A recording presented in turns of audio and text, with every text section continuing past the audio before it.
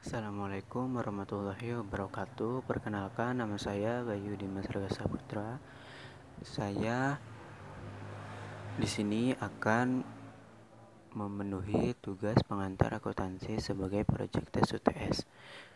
Saya dari Prodi Pendidikan Ekonomi dengan dosen pengampu yaitu Ibu Desi Arigawati SE AK MSI. Nah, di sini saya akan menjelaskan tentang siklus akuntansi. Pengertian siklus akuntansi diartikan sebagai proses berulang untuk melakukan identifikasi, analisis, dan merekam setiap kegiatan akuntansi dalam sebuah perusahaan.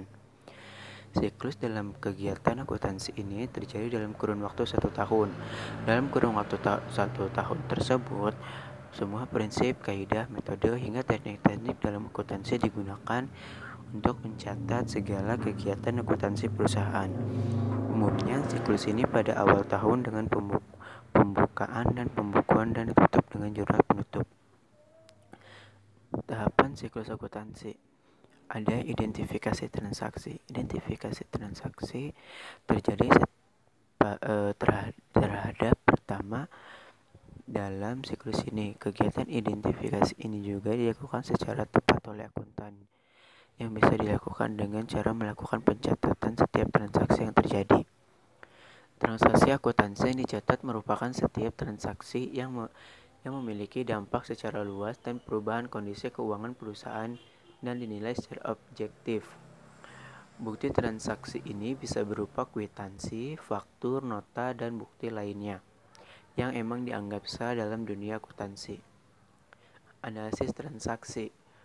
Akuntan kemudian harus melakukan analisis terhadap transaksi tersebut tentang pengaruhnya terhadap kondisi keuangan perusahaan.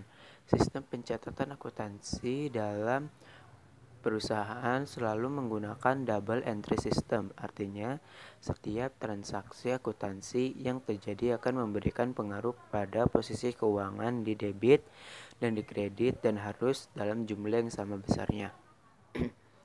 Pencatatan transaksi dalam jurnal. Dalam ilmu akuntansi, jurnal diartikan sebagai sebuah catatan kronologis selama satu periode tentang transaksi-transaksi yang terjadi. Proses memasukkan informasi tersebut disebut penjurnalan. Dalam proses penjurnalan, setiap transaksi dibagi ke dalam 2 bagian, debit dan kredit. Pencatatan ini dilakukan dalam sebuah jurnal umum. Pencatatan harus dilakukan dengan berurutan dan teliti tanpa ada transaksi yang terlewatkan. Posting buku besar. Setelah dicatat ke dalam sebuah jurnal, akuntansi kemudian memindahkan semua transaksi ke dalam buku besar. Secara umum, buku besar dapat diartikan sebagai kumpulan rekening pembukuan yang berisikan informasi aktiva tertentu yang dicatat dalam satu periode. Menyusun neraca saldo dan jurnal penyesuaian. Neraca saldo berisikan daftar saldo dari masing-masing rekening pada buku besar dan pada periode tertentu. Penyusunan jurnal penyesuaian ini bersifat periodik dan prosesnya sama dengan penjurnalan pada umumnya. Penyusunan neraca saldo penyesuaian dan laporan keuangan. Neraca saldo penyesuaian dibuat dengan berdasarkan pada buku saldo yang sudah dibuat sebelumnya dengan memperhatikan jurnal sebelumnya. Yang perlu diperhatikan dalam penyusunan neraca saldo penyesuaian ini adalah jumlah saldo aktiva maupun pasif berjumlah sama.